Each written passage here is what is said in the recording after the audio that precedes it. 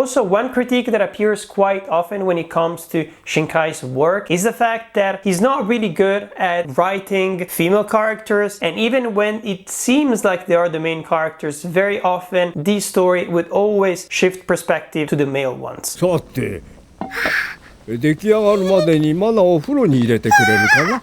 お風呂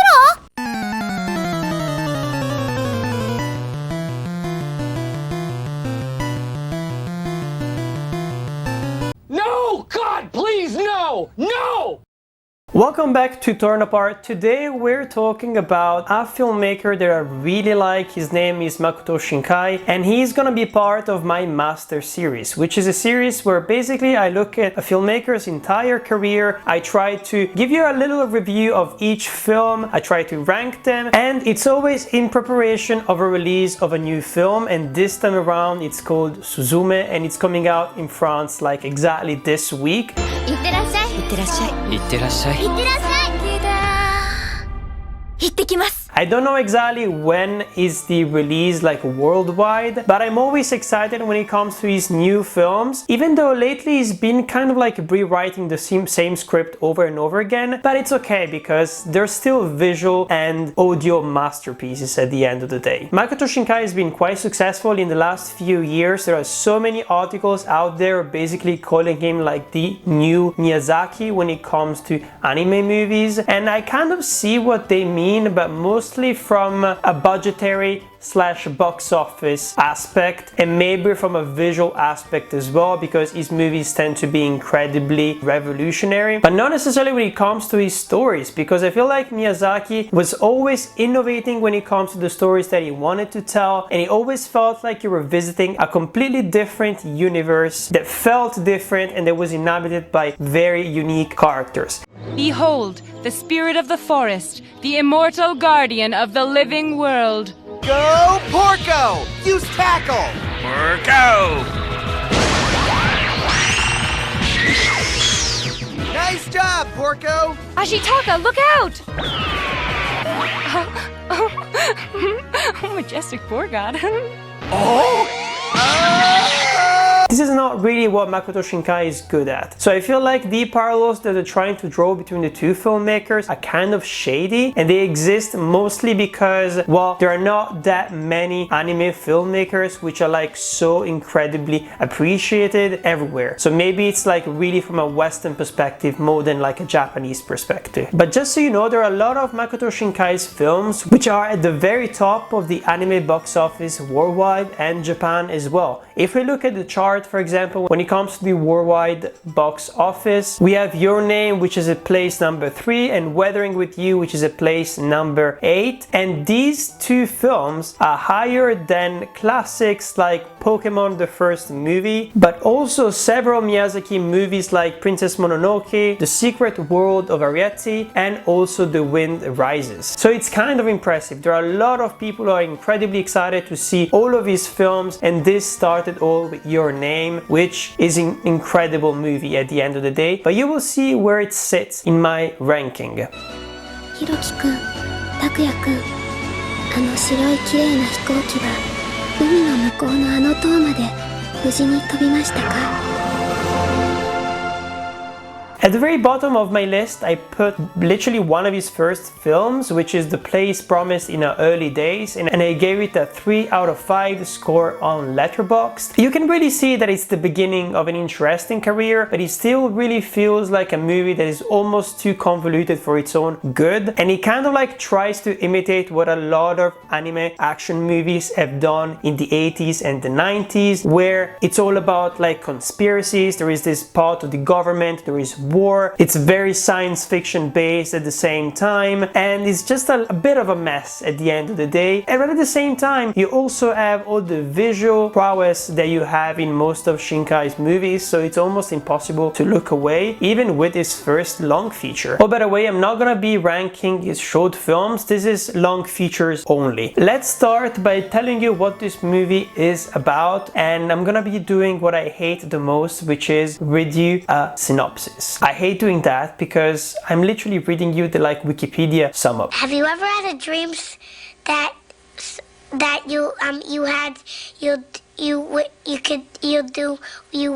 want. But I feel like it's quite important because one of the major critiques that people have been associating with Shinkai's work lately is that he's been trying to make the same movie over and over again, setting up the same kind of threats, setting up the same stakes, the same kind of love stories, the same kind of characters to kind of perfect it until it becomes liked by everyone. And I felt that it's an interesting critique, so I was like, I need to tell you what all of these movies are about. I can't just go straight into the deconstruction. So basically this movie is set over several years in an alternate history where the Soviet Union occupies half of Japan. It follows two childhood friends who grow apart after one of their friends disappears. As international tensions rise and a mysterious tower built by the Union starts replacing matter around it with matter from other universes, they cross paths once again and realize the missing friend might be the key to saving the world. Wow, that was an incredible long sentence that I would never be able to say if I wasn't reading it. One thing that I like about these videos is that it really allows me to gain a deeper understanding of why I appreciate so much a specific director, and this movie,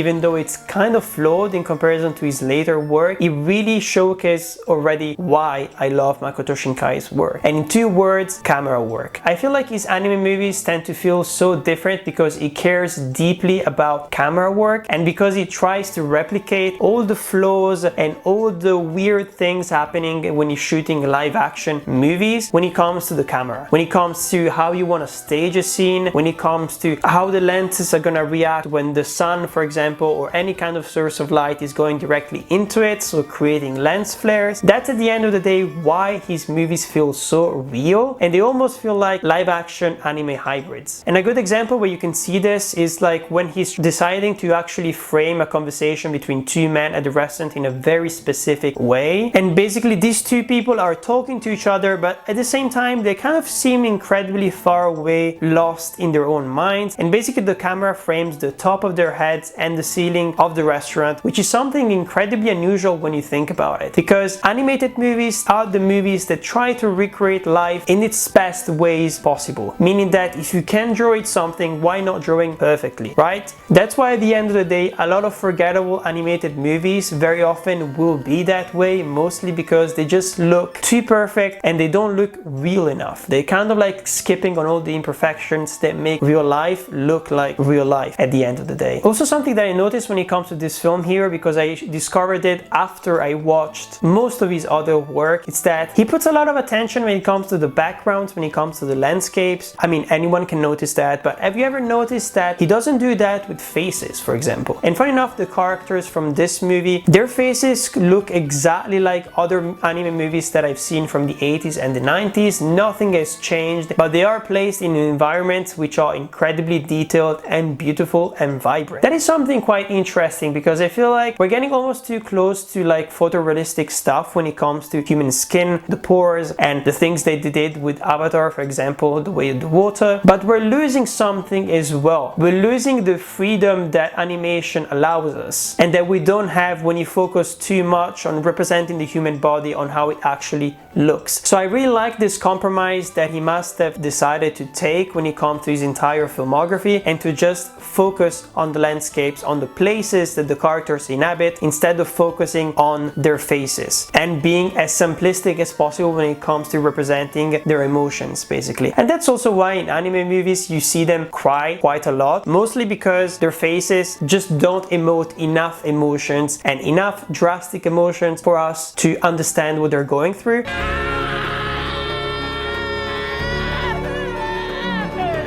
So that's why you see them cry a lot, or you see them bleeding quite often and get injured. That's the reason, because most of the characters are just not perfectly drawn in the way that you might see in like the most recent Disney Pixar movies, for example. It's kind of interesting because this movie kind of feels like a proto Your Name movie, especially when it comes to like the story of like a character who is falling in love with a woman who is kind of like stuck out of time and he's trying to get to her but he can't, and we don't really know exactly exactly why, but at the same time, the story became almost so incredibly convoluted. Shinkai decided to focus on the story aspects instead of focusing on the characters, which are the most important part. And without focusing on the characters, we don't really know them, and the movie kind of lacks a lot of emotional depth, and we end up not caring for any of the people on screen, which is a bit of a shame, I think. But at the same time, it's such a beautiful film, and I still appreciate the fact that he's doing a lot of world building. Something that I noticed when I was doing researches on his filmography is the fact that very often his films tend to be adapted into mangas, novels, and sometimes stage plays as well. And when I say some of them, it's actually literally most of them. And I wonder whether this is like a weird marketing campaign, or whether this is also why his movies tend to make so much money at the end of the day, because he thinks about all the other kind of ways that he can exploit his original IP to make more movies in the future. Just something to think about. The next movie on my list is gonna be The Garden of Words, which I gave a 4 out of 5 star rating on Letterboxd. It's one of his shortest movies, and it's one of those movies where just sit there and you feel like time is going really fast but also incredibly slow at the same time. It's a movie that is very contemplational.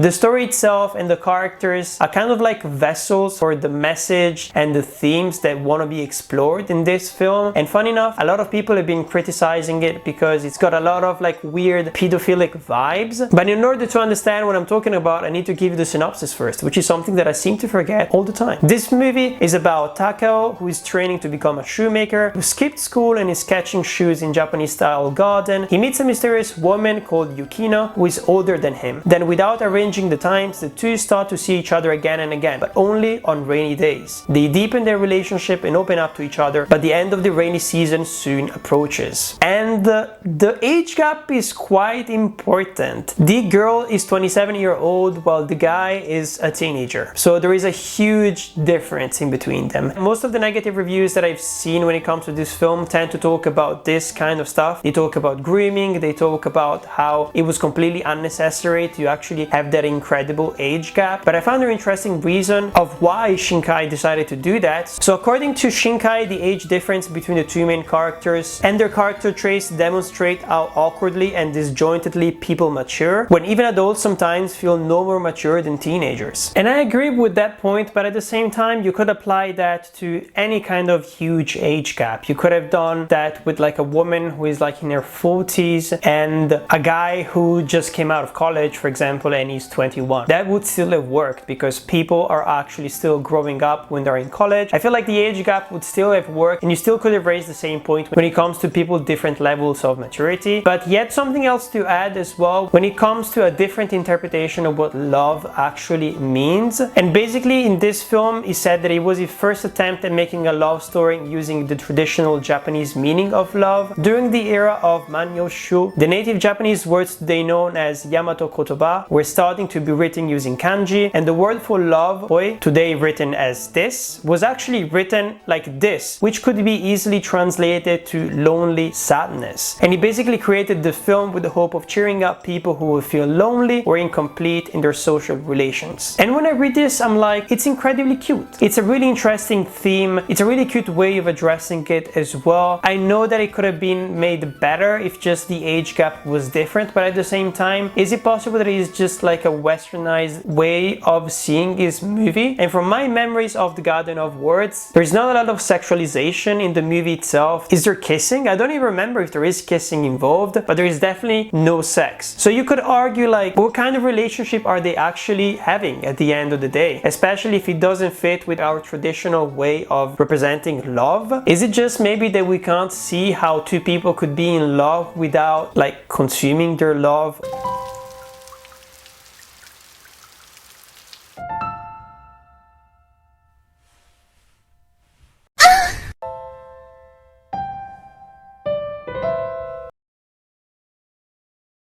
I mean, it makes sense. I mean, in my head, it makes sense. I don't know if it's a controversial thing to say. Maybe it's the kind of love that you feel for a friend. Maybe it's the kind of love that you feel for your family members. And I thought it was an interesting way of exploring it, and it was also the perfect length, so I couldn't just give it less than a 4 out of 5 at the end of the day. My next movie in the list is gonna be 5 centimeters per second. A lot of people have called this bullshit, mostly because it is even more contemplation than all of the other films that he's worked on. なあ、栃木って行ったことあるか？向こうの中学に手続きするって。ごめんね。僕たちの前には未だ巨大すぎる人生が、暴漠とした時間がどうしようもなく横たわっていた。I give it once again a 4 out of 5 star rating on Letterboxd, and this is probably like a very personal thing because I was watching this movie when it came out and I was feeling very melancholic. I was perfectly like tuned in with this movie here, and I kind of relate to what this movie was talking about as well. The idea of like missed opportunities, the idea of imagining a love story with someone who could never happen, and the idea of like drifting through all of these thoughts while going through public transportation and just living like a normal life. It's just a beautiful film at the end of the day. But basically, if you want to know exactly what this is about, it's about 3 moments in Takaki's life: his relationship with Akari and their forced separation, his friendship with Kane, who is secretly in love with him, the demands and the disappointments of adulthood, and an unhappy life in a cold city. I feel like this is definitely Shinkai at his most depressive because this movie is really sad. I still remember like crying to it at the end of the day, and it's also so incredibly beautiful. This is one of his most realistic films as well, and I could never say that real life could look this beautiful, and you could be so sad, so depressed, and still appreciate how life is beautiful. You know what I mean? And all the urban environments, and now just the water creates all of these different reflections, and just all the train sequences. It's such a beautiful movie. How can you not love it at the end of the day? But I feel like this was a very personal thing, and I still understand why some people would just think it's kind of boring and maybe even pretentious. The next movie that I put in my ranking is Weathering with You, with a 4-star rating over 5 once again. I mean, most of Makoto Shinkai's movies are really good. They're never completely like forgettable, but it's almost impossible to give them a low rating at the end of the day just because you always find something interesting about them, which is not something you can say about a lot of films coming out these days. でも注意しないと。自然を左右する行為には必ず代償が伴います。天気の巫女には悲しい運命があっての。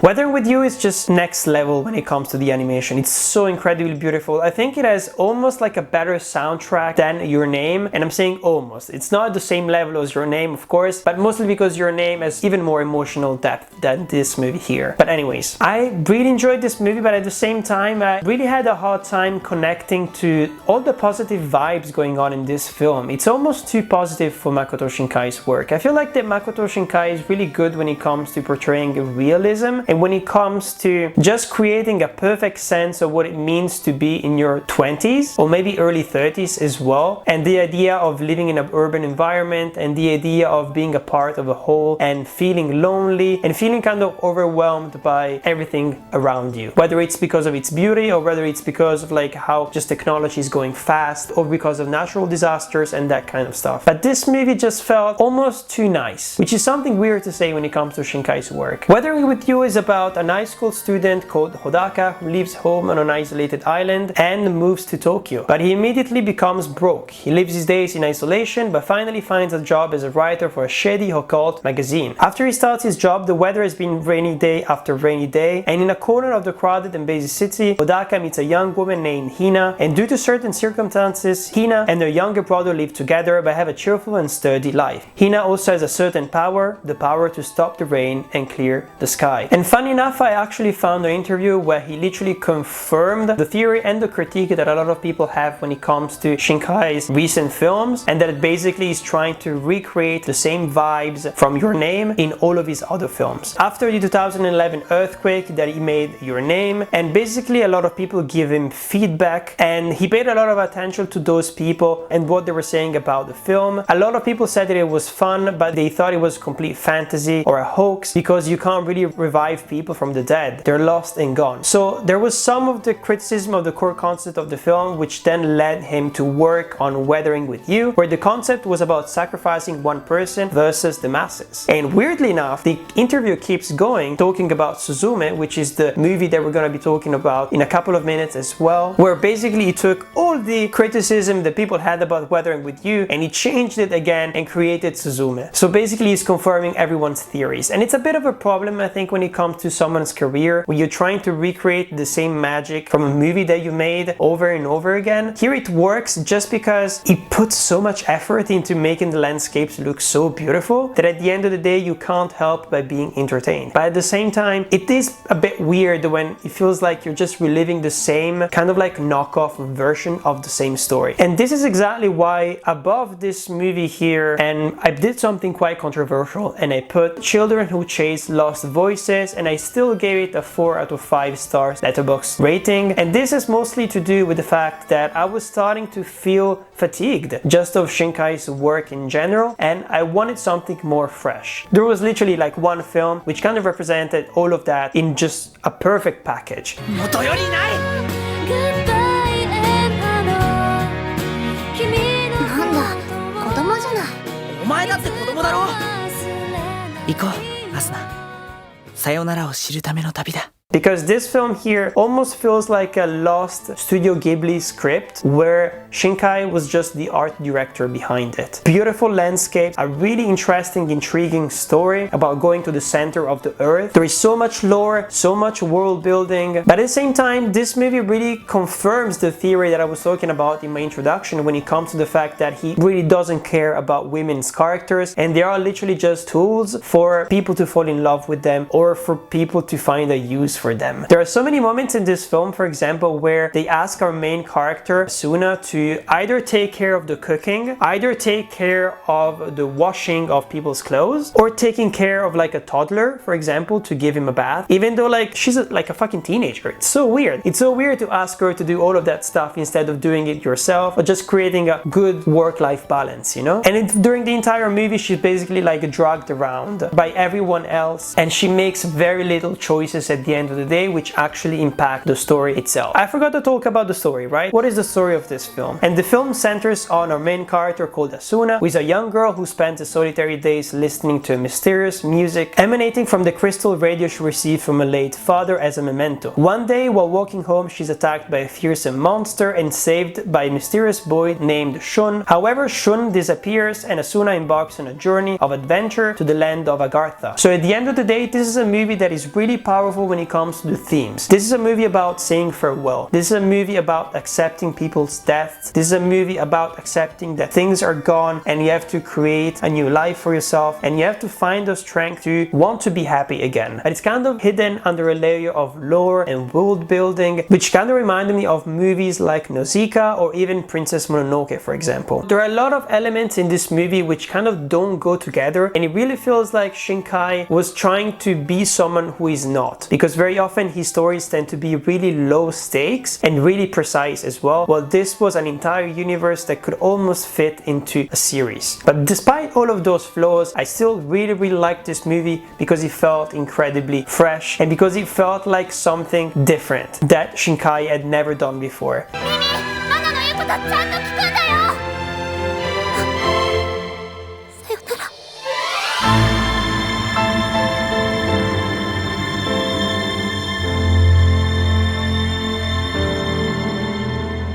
And I kind of hope that he does more of that stuff as well, and he kind of finds like a perfect balance in between telling really interesting original stories but also adding the emotional depth that we have with Your Name. Guess what? The next movie is Your Name. I give it a 5 out of 5 rating on Letterboxd because it's one of the most perfect movies I've ever seen. それはまるで夢の景色のようにただひたすらに美しい眺めだった。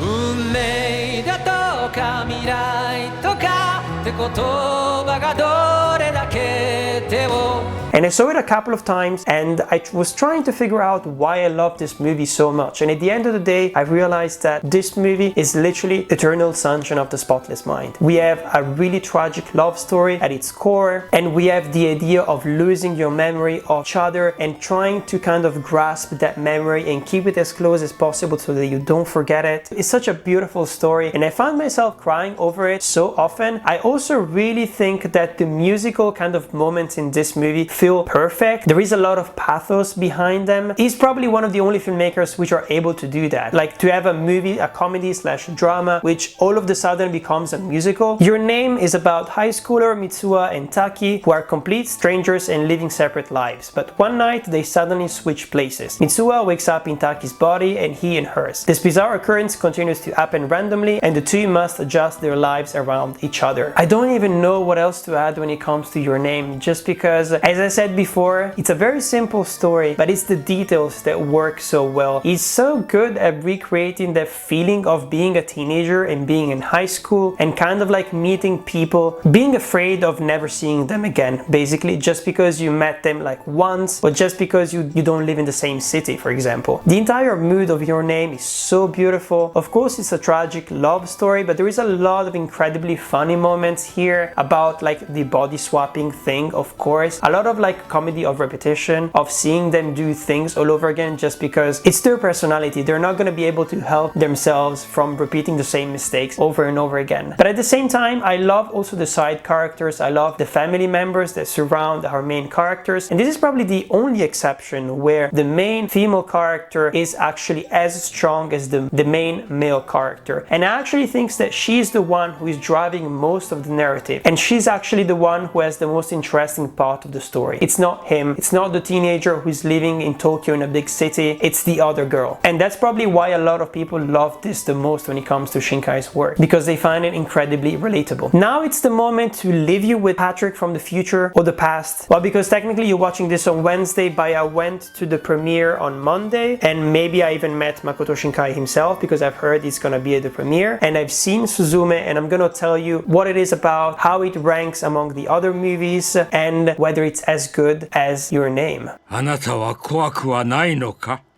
ソーダさんのいない世界が私は怖いです。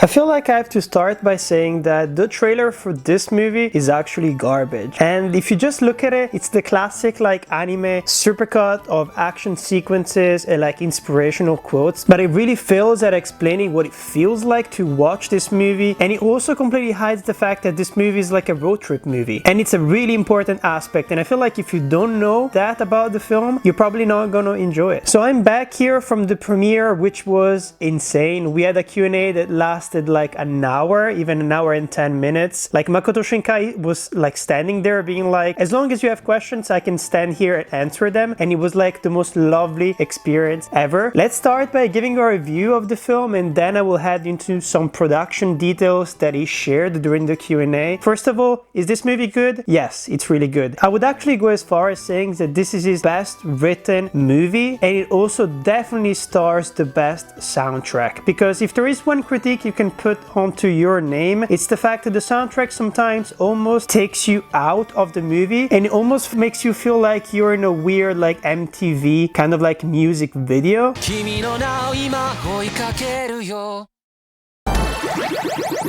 And it's really not the case here. Of course, he's been collaborating with the same group that he was working with Your Name and Weathering with You. But the music this time around like feels so different. There are so many moments when, for example, Suzume is fighting against like a weird warm creature, where it almost reminded me of Final Fantasy, or like kind of very classic video game music that you can hear in things like Alone in the Dark.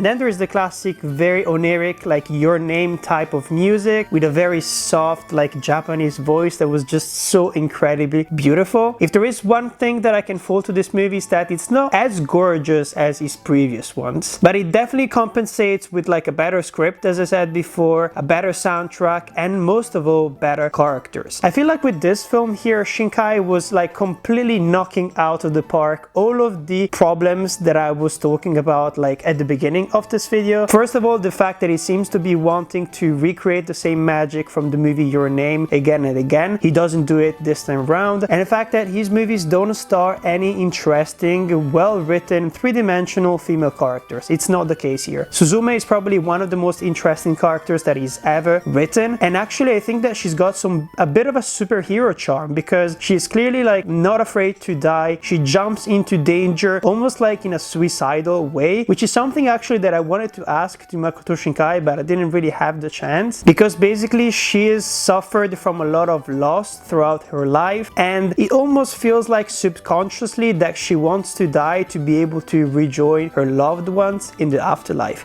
That's something that you feel throughout the movie. It's not really something that is explored, but it's a subtext that really enriches the main character, and it makes you feel, well, a lot of things for this character. Let me tell you what this movie is about. Suzume is 17 and she lost her mother as a little girl. On her way to school, she meets a mysterious young man, but her curiosity unleashes a calamity that endangers the entire population of Japan, and so Suzume embarks on a journey to set things right. Shinkai said that this was probably one of the hardest movies that he ever had to make. First of all, because he was shooting it during the COVID pandemic, of course, and he couldn't really talk to his animators in other ways than through Zoom. He also said that he was working on this movie basically like 15 hours per day for almost 2 years, which is insane, of course, and you can really see that on screen. If you can say something negative about this film, it's the fact that it's got some pacing issues. I feel like the first act is definitely too long because we're spending almost too much time fighting these weird creatures and not enough time getting into the road trip and for Suzume to actually meet these different characters that she finds during her journey and who want to help her out, but at the same time they always ask for something in return. So it creates this little like vignettes of everyday life which end up being incredibly heartwarming and very realistic at the end of the day. This is kind of the movie that puts everything on the same scale, meaning that we've got a very magical universe, but at the same time we've got all the realism, the urban environments that make Shinkai's movies feel so incredibly fresh. One thing that I really enjoyed, and a lot of people actually online have already been criticizing, it's the... Am I crying? Then male filmmakers would rather put like a woman in a relationship with a chair instead of creating like a queer relationship for the main characters. And I found that incredibly funny. It's a very fair criticism, but I also think that it's a very interesting thing to do to transform what is kind of like a stereotypical anime male action lead into a chair. So making him almost like useless to force the main film character to become an active participant and to become the main character. I think it's a very interesting thing to do, and to be honest, we should be doing that in live action movies as well. As soon as you've seen like someone who looks like Mark Wahlberg or Bruce Willis in a movie, just turn them into a chair so we can give like their role to a female character that is way more interesting and has way more interesting things going on with her life. So I feel like that criticism when it comes to compulsive heterosexuality, it's kind of like a nitpick more than an actual criticism of the movie itself, because at the end of the day it brings Suzume as a character up so that she can actually shine even more. There are a lot of really emotional sequences in this movie that almost made me tear up. I was really getting close to that point, but it never actually happened, and it mostly has to do with the fact that this movie is like 2 hours, but it feels like it's 3 hours, just because there is so many things happening, and it really feels like you're going on a journey through Japan, so many different urban environments, so many new characters, so many things happening. You're never bored, of course, but I kind of was sitting there being like, wow, it feels like Makoto Shinkai just made his own version of like Fellowship of the Ring, just because this movie like never stops. It's always going in interesting directions, and actually the humor works really well. And Shinkai, like during the Q&A, he was like, I'm making these movies for you, for the audiences, to satisfy you as much as possible. So that's why I wanted to include as much comedy as possible, because this was gonna be a dark movie about retracing kind of like the national trauma of Japan through different natural disasters. So I didn't want this movie to be too depressive, so I wanted to make you laugh. And at the end of the day, the comedic gags like work quite well, and I was really happy that they were in here. One thing that I liked about this movie is that even though there is a love story at its center between yet another two kind of teenagers slash young adults, it's not really melodramatic, which is something that you could definitely criticize about Your Name, or even more about Weathering with You. The love story at the center of this movie, it's kind of like sidelined very often, mostly because the guy is a chair for like 90% of the movie. And I think it's a completely good thing, because it really allows us to explore more kind of like the subtext and all the character development that Suzume has to go through, and the fact that she's ignoring her own trauma. And even though she's embarking in this adventure to save the world, to save Japan, at the end of the day, she's doing this mostly because she wants to retrace her roots, and at the end of the day, she wants to find a way to accept her mother's death and the fact that she will never be able to see her or be with her ever again. And at the end of the day, the core of her personality, the core of her character is so strong, and this movie really makes it shine. I think I gave it like a 4.5 out of 5 stars on Letterboxd, because it is an almost perfect movie, and in the ranking I would put it like right under Your Name, so at the second place. If we talk about the production details, there were so many incredible questions that were asked to Shinkai, but there is one thing that I wanted to mention, and it has to do with how hard it is to make these films. And he said some really profound things about the fact that he probably in 100 days of work he will have only one good day where he's satisfied about the work that he's doing, where he doesn't feel tired, where he doesn't feel like he's letting his audiences down. And I found that incredibly inspirational for future filmmakers, but also for me, because like this YouTube journey sometimes can be incredibly hard, just because my favorite videos sometimes they don't work. Some videos like take ages, but they don't really get a lot of comments, and then my shorts, which are incredibly easy to make, end up making more views than that, and sometimes it's kind of sad. So I was incredibly humbled to see like a man of that stature being incredibly modest and saying that he's mostly never satisfied with his own work. There were so many people asking him, are you ever gonna make a live action movie? Have you had like a lot of requests? And he said, yeah, but I turned them all down because I feel like I'm still not a good animator, I'm still not a good anime filmmaker, which is insane, of course, because so many people have been comparing him to Miyazaki and other like incredible good directors which changed the industry forever. It was such a nice experience at the end of the day. The Q&A like definitely made the movie even better. For example, there was a point where they were asking him like what were the scenes that were the hardest to shoot when it comes to Suzume, and he said that it was the emotional moments and not necessarily the action sequences, because the action sequences you could hide some of the flaws of the animation just by bringing up the sound, but the emotional aspects you had to be real with your audience. You couldn't cheat, it had just to be raw emotional drama which had to be well written and which had to be perfect at the end of the day. I really enjoyed Suzume. I really recommend it if you can't see it. I could talk about this movie like for 30 more minutes, but I feel like I have to stop here just because otherwise this video will never end. And I'm pretty sure you want to get to the conclusion, right? You want to go back to your lives. Well, you can go back to your lives. This is almost the end of the video. Don't worry about it. Anyways, this is the official ranking of Makoto Shinkai's movies. I'm really looking forward to what he's gonna do in the future. I hope you enjoyed this video. Don't forget to check out all my other videos in the Master series. If you enjoyed this video, you could also check out last week's video, which was about Ant-Man and the Wasp: Quantumania. And it was in a huge rant where I was basically telling you not to go and watch it, not to go and support it at the cinema for a lot of different reasons. If you like my work, check that out as well. Don't forget to like and subscribe. Every single like that you drop will go to Rain, just because Rain makes everything better. Every single Makoto Shinkai's movie is made better just by water and rain. Don't you love rain? Don't you love being wet? Wink wink. I'm Patrick, and this is Torn Apart. Back in the 90s, I was in a very famous TV show. I have to tell you something very important, but it's gone. です。